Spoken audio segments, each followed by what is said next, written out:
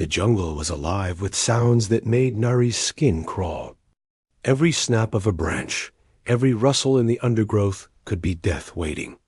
She gripped her plasma rifle tighter and tried to control her breathing like the instructors had taught her. In through the nose, out through the mouth. Stay calm. Stay focused. Keep your spacing, whispered Hyan, the squad leader. He moved ahead with careful steps, his eyes scanning the massive trees around them. Remember, we're not here to kill it. We just need to track it and survive. Nari nodded, even though Hyan wasn't looking at her. She was the youngest in the squad, fresh out of basic training. This was her final test. Track the thornback, avoid it, survive for 3 days in the jungle. Simple, they said. Except nothing about this felt simple. The thornback was the most dangerous creature on Veridac 7, 12 feet tall, covered in armor-like plates with claws that could slice through steel. It had killed more coalition soldiers than any battle in recent memory. The instructors called it a learning experience. Nari called it insane. Behind her, Xiwan made a small sound of disgust. I stepped in something, she muttered. Quiet, Hyan hissed. They moved through the dense jungle in a line, 6 Valoran warriors trying to be silent. Nari's people were known across the galaxy for their speed and grace. They were natural hunters, with quick reflexes and sharp senses. But here, in this terrible place, all of that felt useless. Somewhere far above them, a bird-like creature screamed. Nari jumped, her finger twitching on the rifle trigger. Easy, said Doyun, the warrior beside her. He was older, calmer. It's not the thornback. When you hear that, you'll know. How? Nari asked. Because your blood will turn to ice. That didn't make her feel better. They walked for hours, following the trail markers their instructors had left. The thornback had passed through this area recently. They could see the claw marks on trees, deep gouges that showed the beast's size and strength. They could smell it too, a thick musk that hung in the humid air. NAR. I thought about the human consultant she'd seen at the base camp that morning. Tai Yang, they called him. He was shorter than most species, built lean but strong. He'd been checking equipment with a bored expression, like this was just another day. The instructors had introduced him as their emergency extraction specialist. If things go really wrong, the head instructor had said, Tai Yang will pull you out. But don't count on it. His job is to watch, not to save you.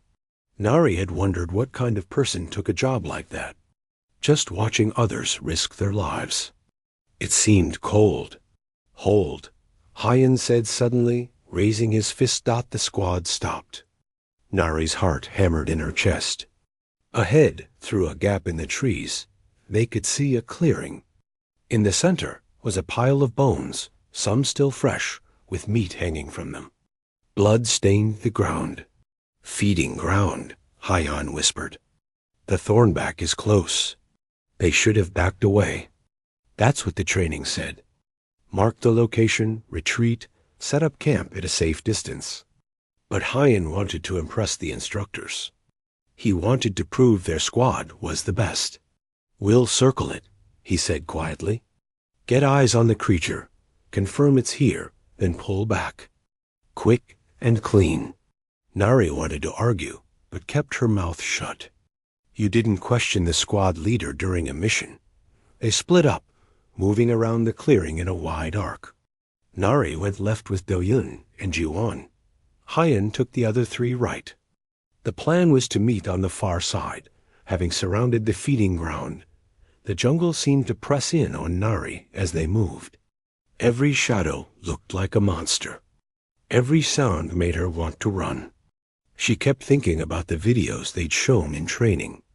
The thornback in action, moving faster than something that size should move. The way it killed, efficient and brutal. They reached their position.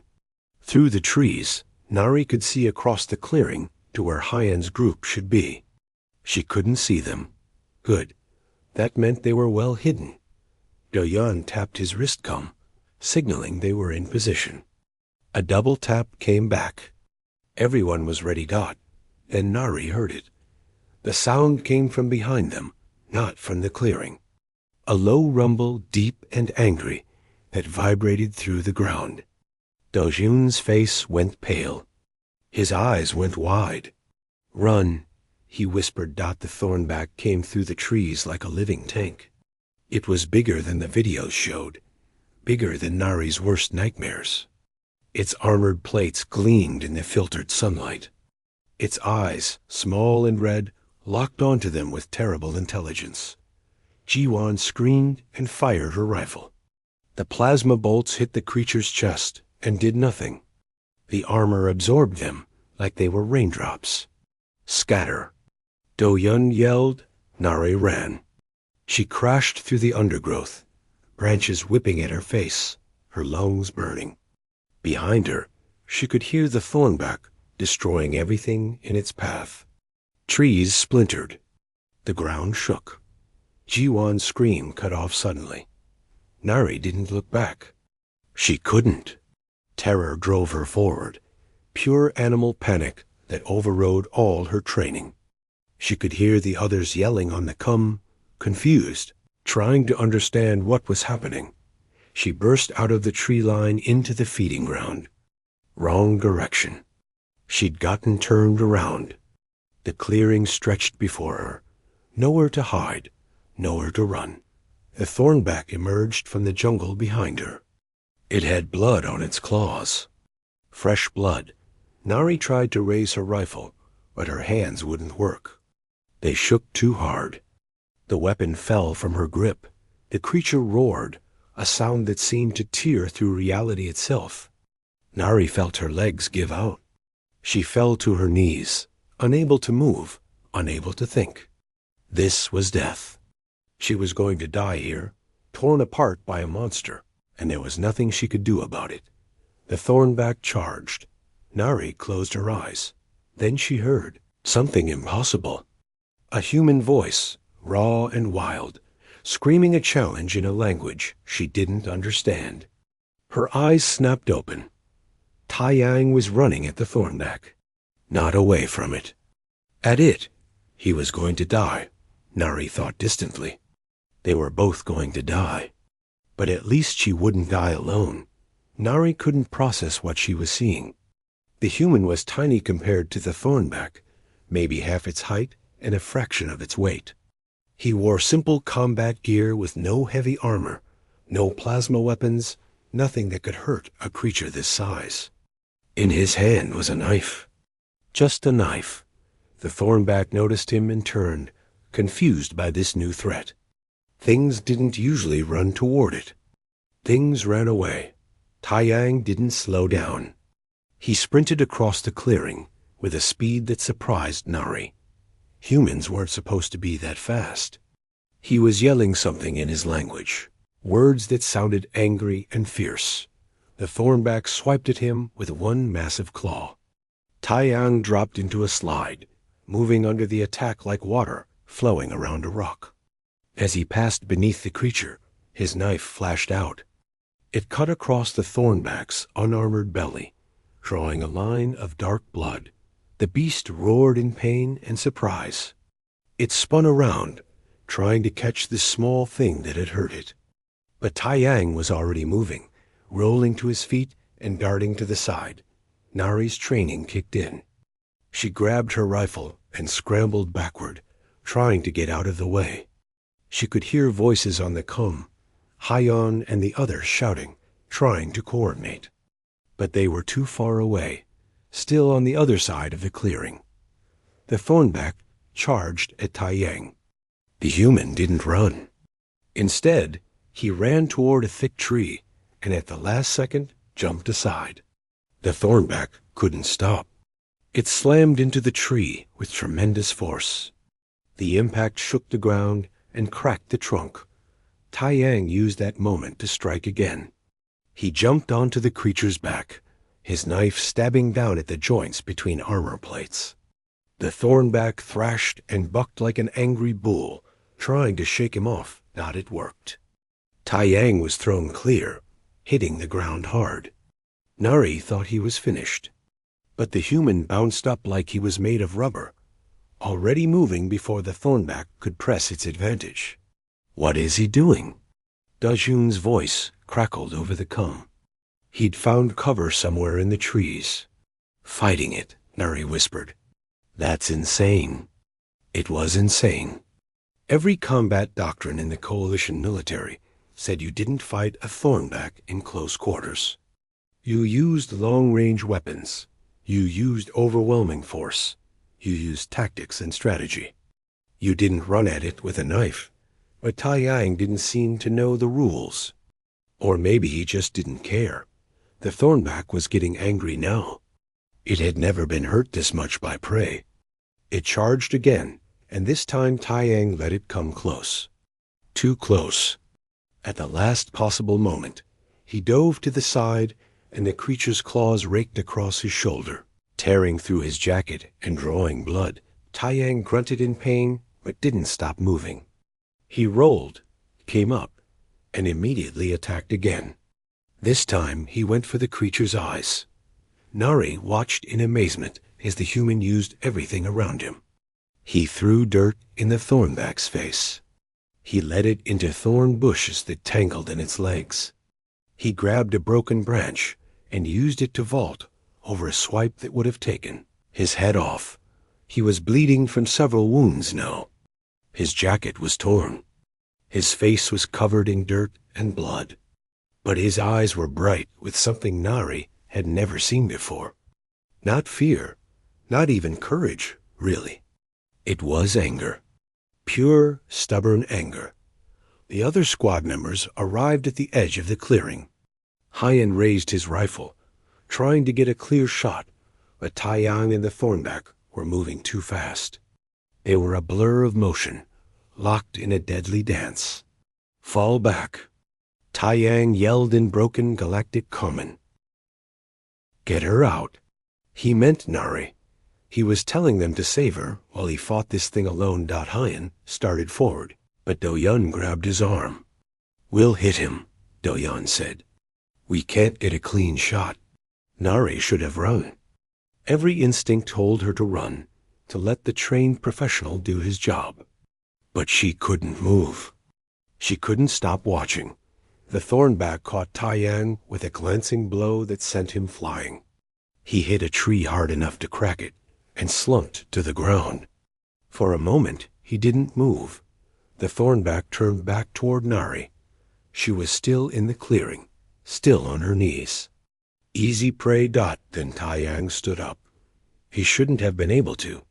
That hit should have broken bones, should have knocked him out or killed him. But the human pushed himself to his feet, swaying but upright. Blood ran down the side of his face from a cut above his eye, and he smiled. It wasn't a friendly smile. It was the smile of something that had decided it wasn't going to die today, no matter what. "Hey!" Taiyang shouted at the thornback. He picked up a rock and threw it, hitting the creature in the head. "I'm not done with you." The thornback forgot about Nari. It charged at Taiyang again, and this time the human stood his ground. He waited until the last possible second, then moved. Not a big movement, just enough to let the claw pass by his head. And he struck. The knife went up under the thornback's jaw, into the soft tissue where the armor didn't protect. The creature reared back, bellowing in pain. Taiyang held on, riding the movement up, then let go and dropped to the ground. The thornback staggered. It was hurt badly now, confused and in pain. It had never encountered anything like this human before. Nari pulled up her wrist display with shaking hands. She accessed the Coalition database and searched for information on humans. The results made her eyes widen. Deathworld species. Category 9 threat environment. Evolved alongside apex predators. Primary traits: extreme pain tolerance, rapid adaptation, persistence hunting capability. Persistence hunting. She read the definition. Humans didn't kill prey by being stronger or faster. They killed it by refusing to give up. They would chase an animal for days, weeks even, until it collapsed from exhaustion. They would track it, herd it, drive it, never stopping, never resting. Looking at Tai Yang now, covered in blood, but still fighting, still moving, Nari understood. This wasn't courage or training. This was what humans were. They were the things that didn't stop, didn't quit, didn't know when to give up. The thornback made a mistake. It turned its back on Tai Yang for just a moment, trying to shake off the pain. The human saw his chance. He ran forward and jumped, impossibly high, landing on the creature's back again. This time, he wrapped one arm around its thick neck and used his other hand to drive the knife down. Over and over, into the same spot at the base of the skull. The thornback thrashed wildly, smashing itself against trees, trying to crush the human against its own body. But Tai Yang held on like a parasite, never stopping his attack. Finally, the great beast stumbled.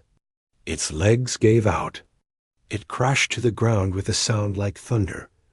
Tai Yang rolled off its back and lay on the ground beside it, breathing hard. The thornback twitched once, twice, then was still. The clearing was silent, except for the sound of Tai Yang's breathing and the drip of blood on the ground. Nari stared at the dead creature, then at the human who had killed it. She couldn't speak, couldn't think. Tai Yang sat up slowly, wincing. He looked at his knife, now covered in dark blood, and wiped it on his pants. Then he looked at Nari. "You okay?" he asked in heavily accented Galactic Common. Nari nodded, unable to find words. "Good," Tai Yang said. Then he lay back down on the ground and closed his eyes. The medical ship arrived 30 minutes later. Nari sat beside the thornback's corpse, her rifle across her lap, watching Tai Yang breathe. Hyen and the others had formed a perimeter, but the jungle was quiet now. Even the predators seemed to sense that something terrible had happened here. Dachi-1 was dead. So was Minsu, another squad member who'd been caught in the initial ambush. Their bodies lay covered nearby. Waiting for transport.NAR, I kept replaying the fight in her mind. Every moment of it seemed impossible. She'd watched it happen and still didn't believe it. The medical team rushed over with floating stretchers and scanners. A Valoran doctor immediately started checking Tai Yang, waving her instruments over his broken body. 3 cracked ribs, the doctor announced. Shoulder dislocation, multiple lacerations, possible concussion, severe bruising across 70% of his body. She looked up at her team in disbelief. "How is he conscious?" Tai Yang opened one eye. "Not my first time," he said in his rough accent. "You need to stay still," the doctor ordered. "We're taking you to the medical bay." "Fine," Tai Yang said. He tried to sit up and gasped in pain. "I said stay still." "I heard you." But he sat up anyway, moving slowly and carefully. His face went pale, but he didn't stop. The doctor looked at Nari with an expression of helplessness. "Are all humans this stubborn?" "I don't know," Nari admitted. "I've never met one before." They loaded Tai Yang onto a stretcher, though he insisted he could walk. A medical team didn't listen. As they carried him toward the transport ship, he looked at Nari. "You did good," he said. Stayed calm. Didn't panic. Nari almost laughed.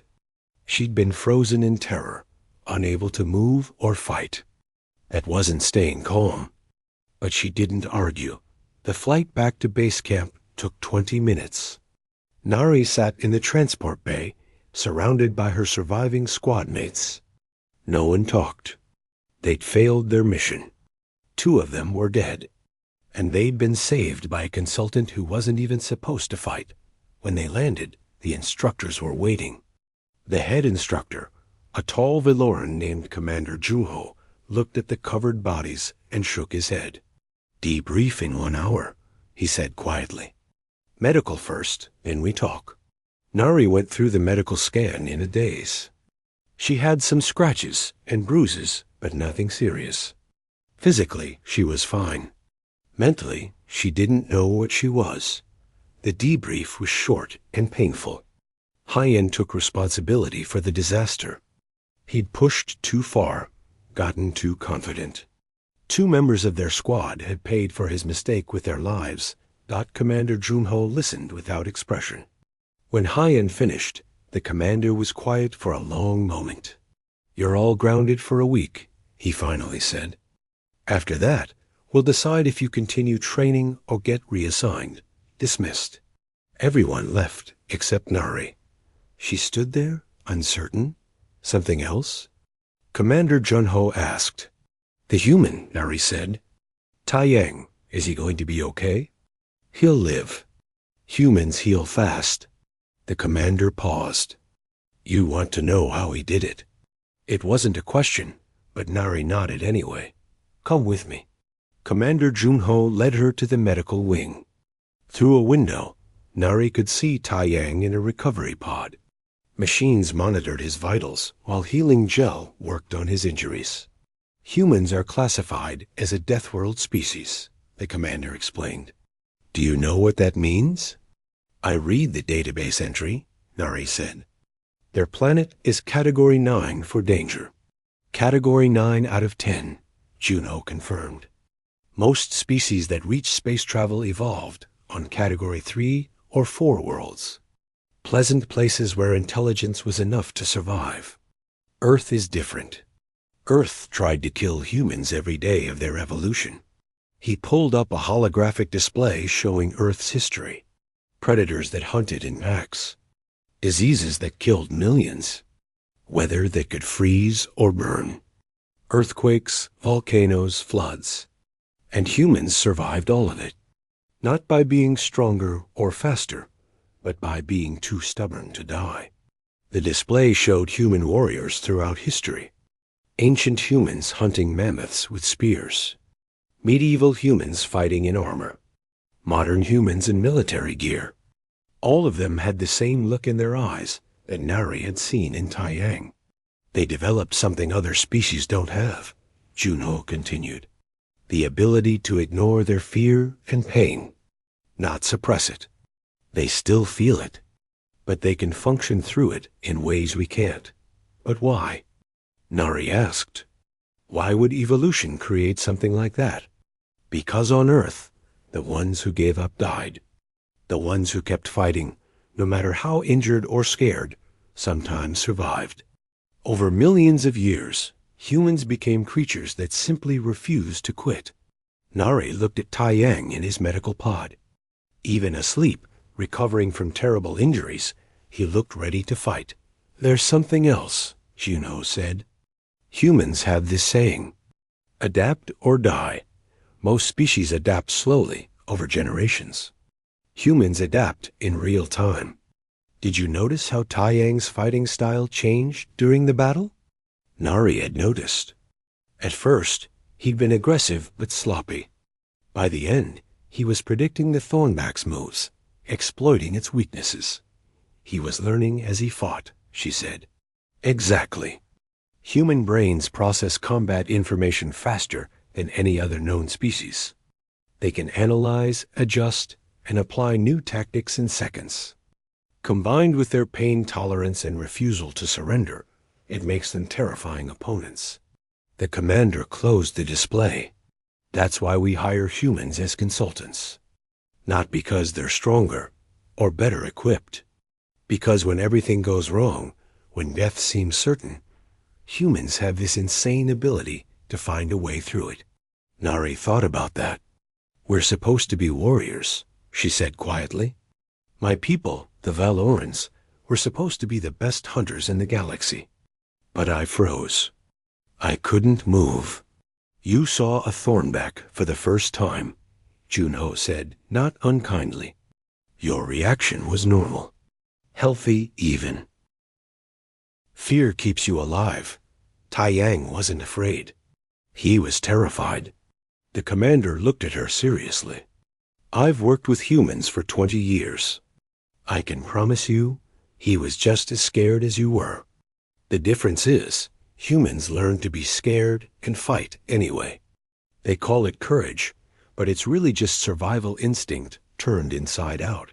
Over the next 3 days, Nari found herself visiting the medical wing often. She told herself she was just checking on Tai Yang's recovery, but really, she wanted to understand. The human healed faster than the doctors expected. On the second day, he was sitting up. On the third day, he was walking around, ignoring the medical staff's protests. Nari finally worked up the courage to talk to him properly. She found him in the recovery room, doing some kind of exercise that involved pushing his body up and down using just his arms. "Shouldn't you be resting?" she asked. Tai Yang looked up and smiled. His face was still bruised, but healing. "Resting is boring. You almost died. Almost doesn't count." He finished his exercise and sat down, breathing a bit hard. "You want something?" Nari hesitated. "I want to understand. Why did you do it? You're a consultant. Your job is observation and extraction. You didn't have to fight." Tai Yang shrugged and winced at the movement. "You were going to die. I didn't want to watch that happen. But you could have died too." "Yeah, but I didn't." He said it like it was simple, like the risk didn't matter. "On Earth," Nari said slowly, "is everyone like you?" Tai Yang laughed, then grabbed his ribs in pain. "Oh, no, not everyone. But most humans, if they see someone in trouble, they help. It's just how we are. Even if it means dying?" "Even then." He looked at her with those strange human eyes, green like Earth's forests. "My grandmother used to say something. We all die, but not everyone lives. She meant you shouldn't waste your life being too scared to do anything." Nari sat down across from him. "I was too scared. I froze. You survived. That's what matters. 2 of my friends didn't. That's not your fault." Tai Yang's voice was gentle but firm. "Fights are chaotic. People die. You can't control that. You can only control what you do. What I did was nothing. You stayed alive. You didn't make things worse by panicking and running into danger. You gave me room to work. That's not nothing." Nari wanted to believe him, but guilt still sat heavy in her chest. She changed the subject. "How did you learn to fight like that?" Tai Yang grinned. "Practice. Lots and lots of practice. And growing up in a bad neighborhood. And military service. And a few too many stupid decisions. You make it sound casual. It kind of is for humans. We fight a lot. Each other, animals, the weather, ourselves. It's what we do." He stretched carefully. "You're people, Valorans. You're hunters, right?" "Yes. So you understand tracking, patience, the kill. Humans understand that too. But we also understand something else. Endurance. We don't always win by being the best. Sometimes we win by being the last one still standing." Nari thought about the Thornback fight. Tai Yang hadn't overpowered the creature. He'd just outlasted it, wore it down, refused to stop until it fell. "I want to learn," she said suddenly. "How to fight like you do." Tai Yang looked at her for a long moment. "It's not really something you can teach." "Why not?" "Because it's not about technique. It's about attitude. You have to believe, really believe, that you won't quit no matter what. And you can't just decide to believe that. It has to be built into you. Then help me build it." Tai Yang smiled. "Maybe, when I'm healed. If your commander allows it." "I'll convince him," Nari said with more confidence than she felt. "Okay then." Tai Yang offered his hand, a human gesture of agreement. "Partners?" Nari took his hand, surprised by the strength in his grip even while injured. "Partners," she agreed, and wondered what she'd just signed up for. 3 months passed like a strange dream. Commander Junho had allowed Taiyang to stay on as a special instructor, teaching small unit tactics to advanced trainees. Nari was part of that group, along with Haiyan and the other survivors from her squad. The training was nothing like what Nari had learned before. Traditional Valoran combat training was elegant and precise. You learned forms, practiced them until they were perfect, and applied them in battle. There were rules, structures, ways things were supposed to be done. Taiyang threw all of that away. Rule 1, he'd said on the first day. There are no rules. If you're fighting fair, you're doing it wrong. Then he'd attacked Nari without warning, forcing her to defend herself with whatever she could grab. She'd used a training stick, a water bottle, and eventually just her claws. He'd dodged everything easily, barely working up a sweat. Better, he'd said afterward while she gasped for breath.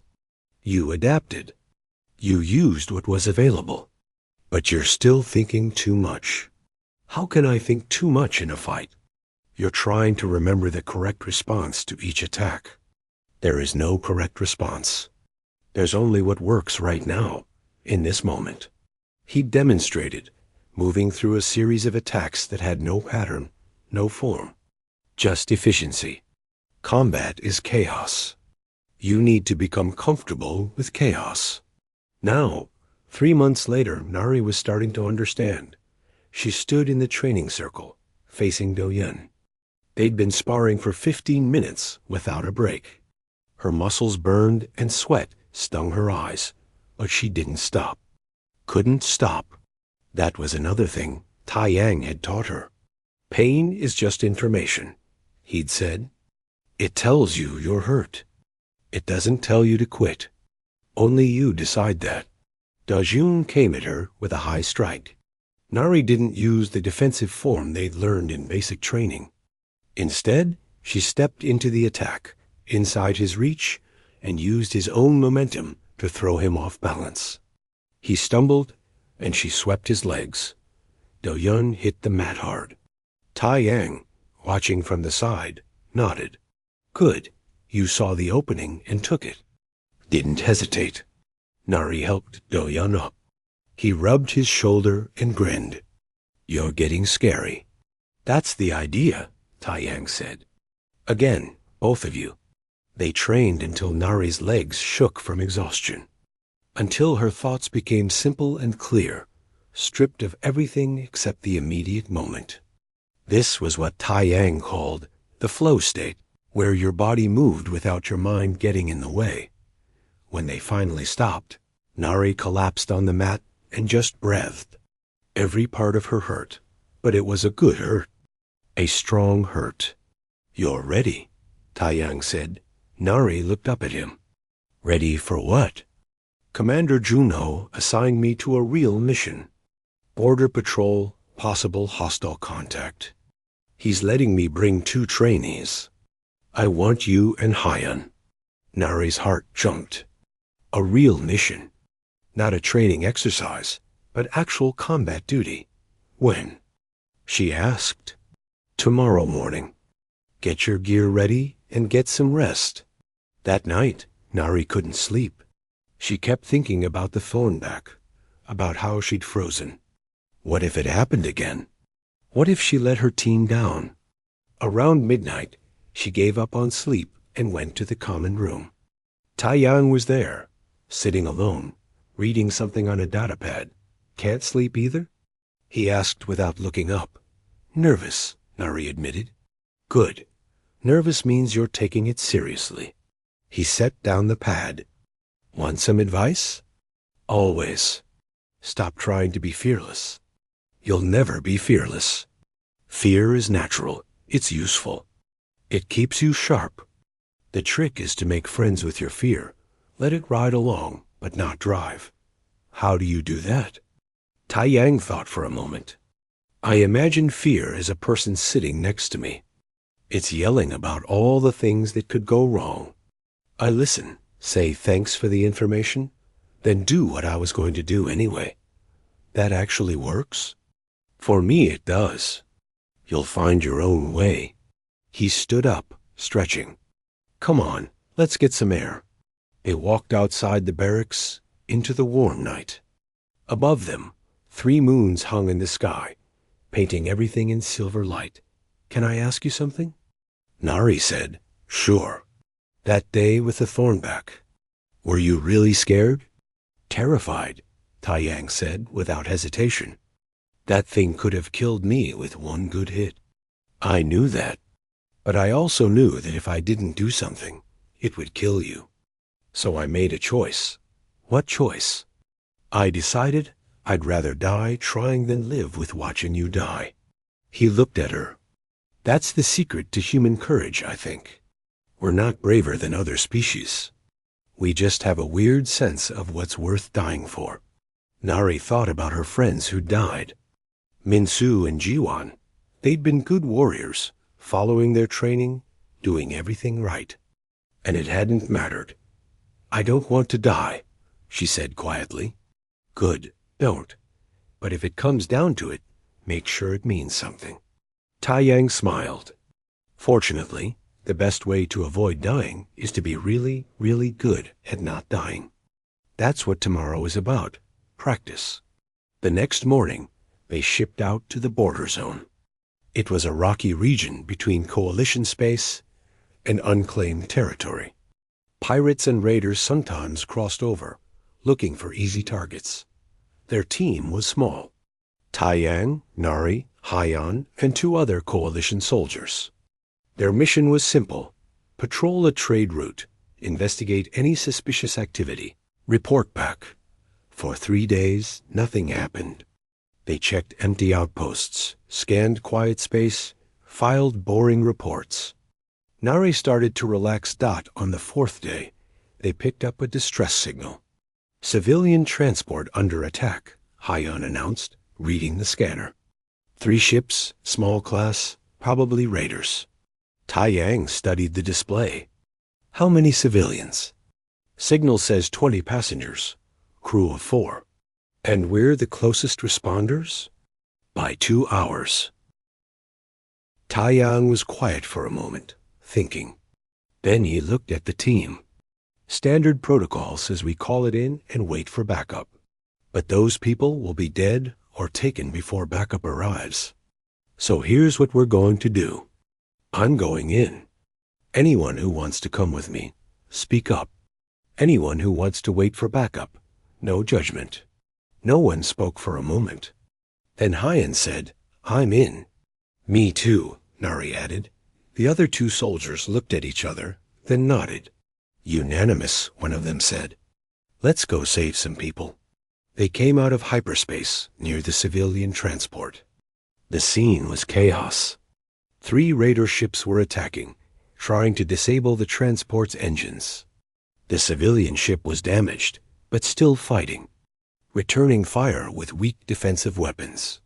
"They've got more firepower than us," Haiyan said, analyzing the raiders. "Doesn't matter," Taiyang replied. "We've got surprise. Nari, you're on weapons. Target the lead ship's engines. Haiyan shields. Everyone else, prepare for boarding action." "Boarding?" one soldier asked. "We're going to board a hostile ship?" "Can't think of a better way to stop them," Taiyang said with a grin. They dropped in fast and hard, weapons blazing. Nari targeted the lead raider ship, her shots precise and controlled.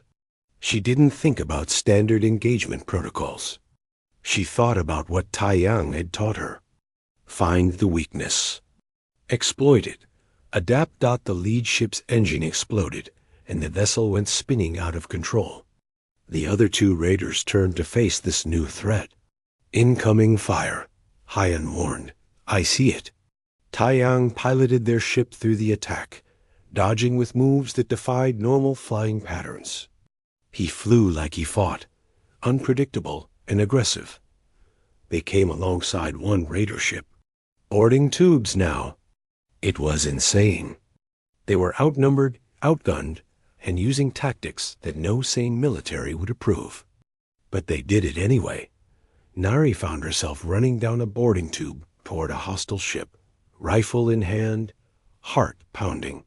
Fear rode beside her, yelling about everything that could go wrong. "Thanks for the information," she whispered to it. Then she charged through the airlock. The raiders weren't expecting a boarding action. They were prepared for a long-range fight, not close-quarters combat. That gave Taiyang's team the edge they needed. Nari moved through the ship like water, adapting to every situation.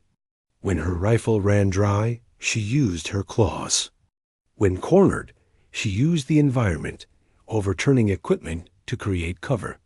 When outnumbered, she didn't fight fair. She fought to win. She'd become comfortable with chaos. The fight lasted 8 minutes. When it was over, the raider crew was secured. The civilian transport was safe, and Nari stood in the enemy ship's bridge. Breathing hard and covered in minor injuries, Taeyang appeared beside her, checking her wounds. "You okay?" "Yeah, you?" "I'll live." He smiled. "You did good. Really good. Fought like a human. Is that a compliment?" "Highest one I can give." They secured the raiders and helped repair the civilian transport enough for it to limp to the nearest station. The passengers were grateful, though they seemed confused about how such a small coalition team had saved them. On the flight back to base, Commander Junho's voice crackled over the comm. "Explain to me," he said, sounding tired, "why my patrol team engaged 3 hostile ships in direct combat instead of waiting for backup."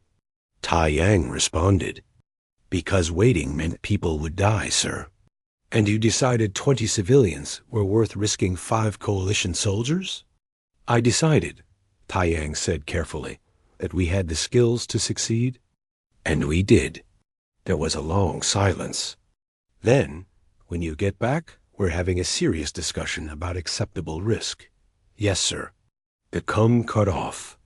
Haiyan looked at Taiyang nervously. "Are we in trouble?" "Probably. But we saved those people, so it's worth it." Nari watched Taiyang, understanding something new about him and about humans in general. They didn't just refuse to quit in fights. They refused to quit on people, even strangers, even when it was dangerous. "Thank you," she said quietly. "For what?" "For teaching me that fear doesn't have to stop you." Taiyang smiled. "You taught yourself that. I just gave you permission to try." Outside the viewport, stars streaked by as they traveled home. Nari felt different than she had 3 months ago.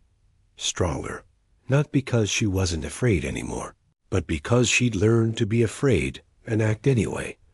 She'd learned to fight like a human. And that had changed everything. 6 months after the Thornback incident, Nari stood on the bridge of a coalition assault ship, watching a hostile station through the viewport. Her new team stood around her, waiting for orders. She was a squad leader now, promoted after the raider rescue and 3 other successful missions. It still felt strange, giving commands instead of following them. But Taiyang had told her she was ready, and she'd learned to trust his judgment. "Status report," she said to Kira, her second in command. "Station is heavily fortified. Long-range scans show at least 30 hostile combatants inside, possibly more. They're holding 16 civilians hostage from a mining colony. Demands? Safe passage out of coalition space and a ship. If we don't comply in 4 hours, they start executing hostages." Nari studied the tactical display. The station was an old refueling depot, abandoned years ago and now occupied by this group of extremists.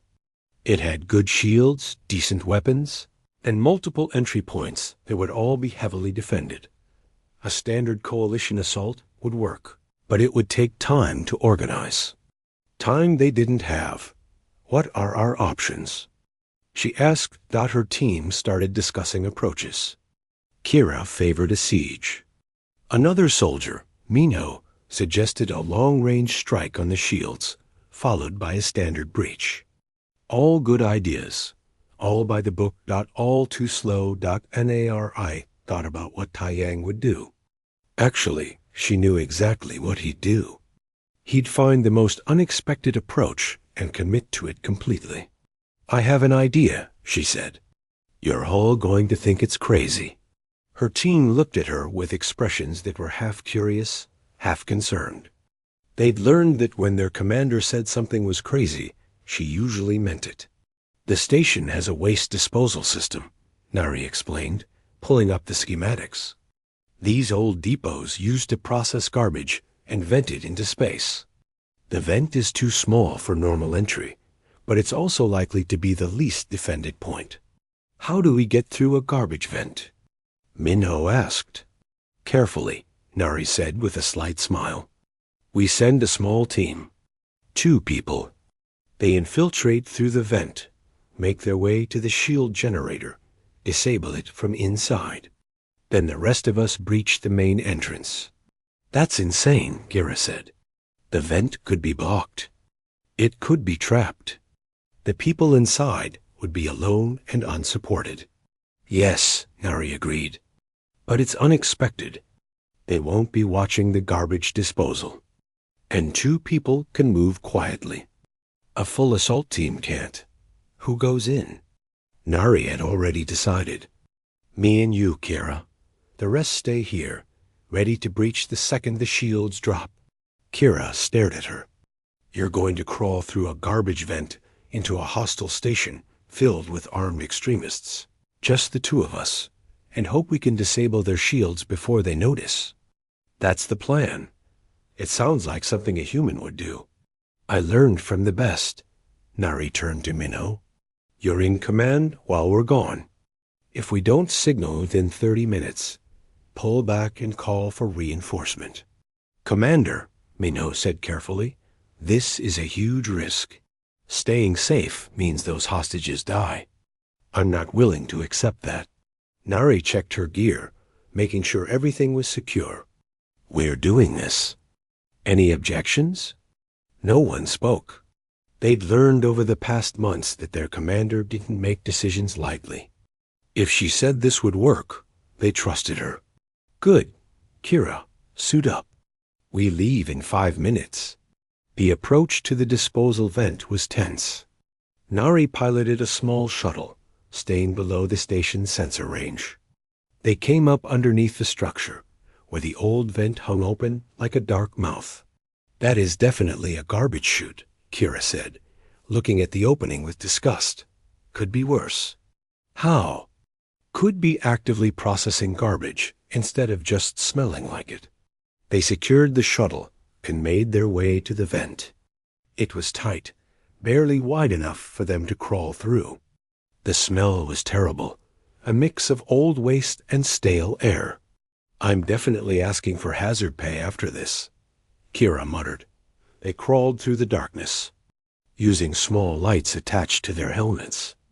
The vent twisted and turned, sometimes sloping up, sometimes down. Nari's shoulders scraped against the sides.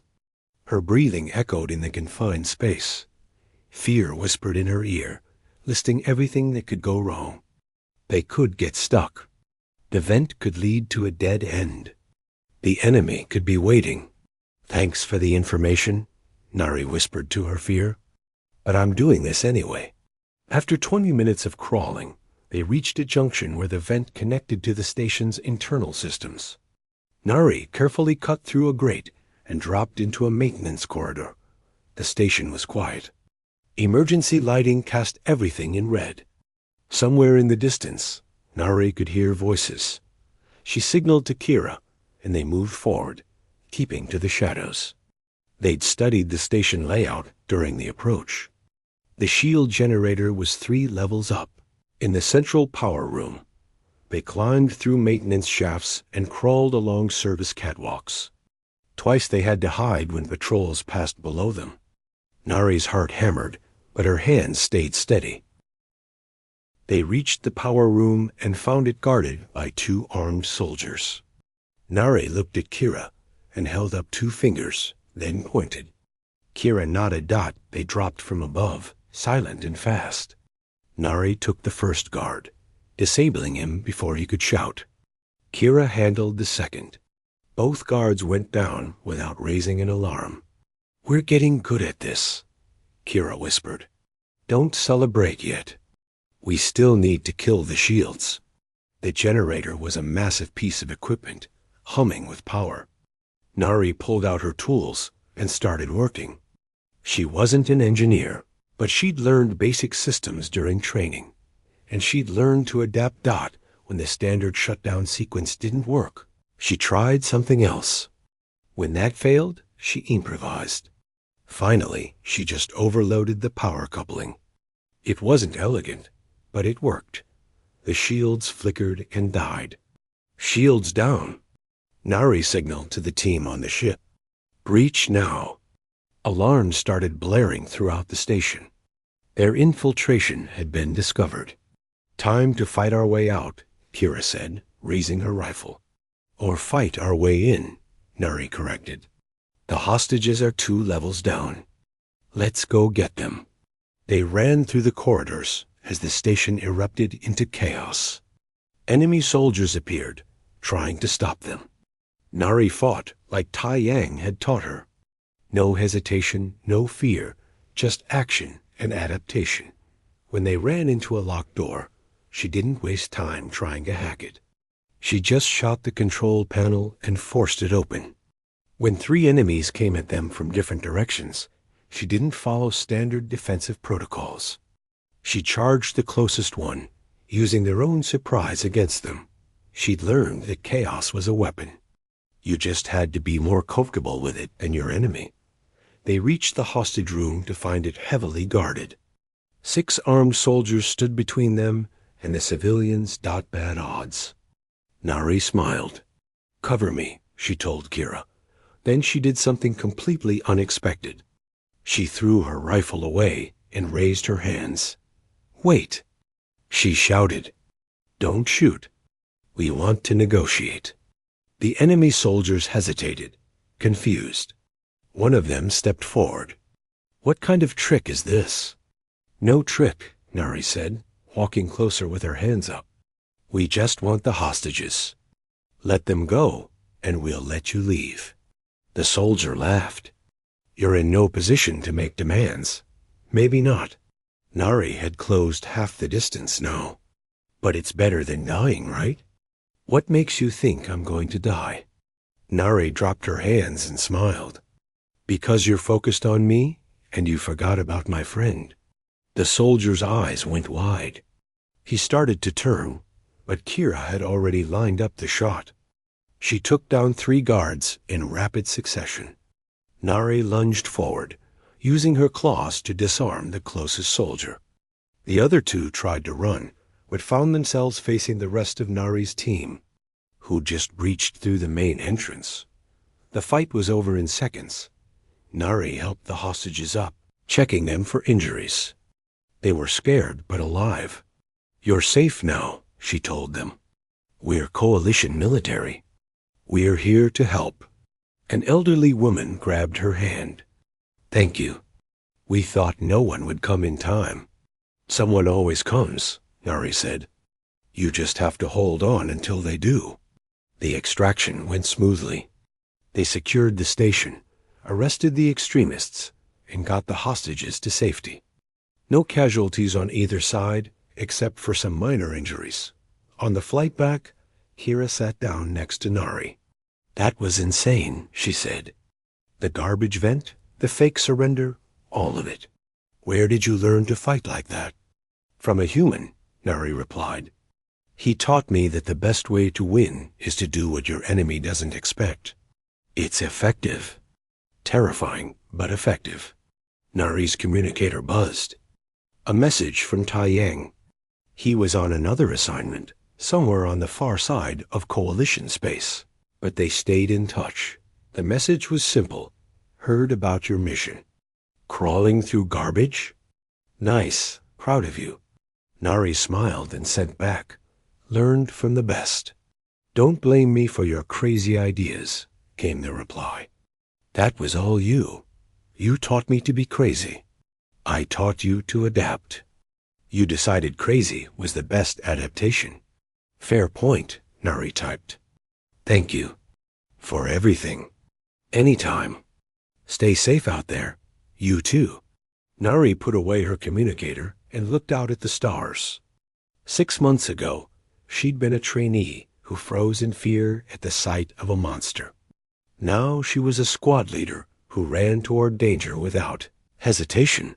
She'd learned something important from Taiyang and from humans in general. Courage wasn't the absence of fear. Courage was being afraid and doing what needed to be done anyway. Humans weren't fearless. They were just too stubborn to let fear stop them. They adapted, they persisted, and they refused to quit, even when quitting seemed like the smart choice. And now, so did she? Kira's voice pulled her from her thoughts. Commander, Command is requesting a full mission report. Tell them they'll have it in an hour, Nari said. First, I need to buy my team dinner. They earned it. What are you going to say in the report? About the garbage vent and the fake surrender? Nari grinned. The truth. That we assessed the situation, adapted our tactics to match the circumstances, and accomplished our objective with minimal risk to civilians and personnel.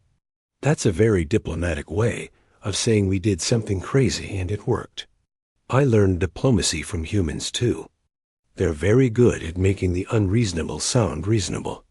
Kira laughed. I'm starting to understand why the galaxy is both fascinated and terrified of them. They're not so scary once you get to know them, Nari said. They just refuse to accept impossible situations. And when you refuse to accept that something can't be done, you find ways to do it. Is that what you're doing now? Refusing to accept limits? Maybe. Or maybe I'm just doing what humans do naturally. Looking at a problem and thinking I can survive this instead of this will kill me. And when you're wrong? Nari shrugged. Then I tried. That's better than not trying at all. Her team prepared for landing, running through post-mission protocols. They worked well together, trusting each other and their commander. Nari had built that trust by leading from the front, by taking the same risks she asked of them. She'd learned that from watching Taiyang too.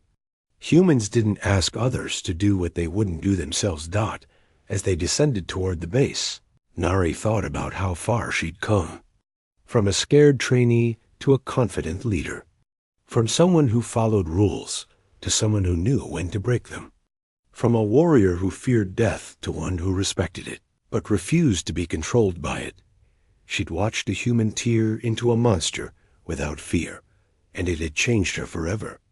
Not because she wanted to be human, but because she'd learned what humans knew instinctively, that the universe doesn't care about your fear.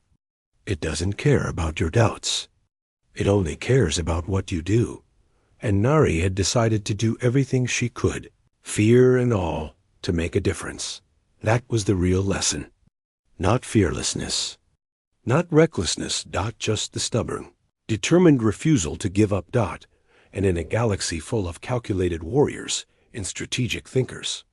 Sometimes the most powerful thing you could be was someone who simply refused to quit. Someone who fought like a human.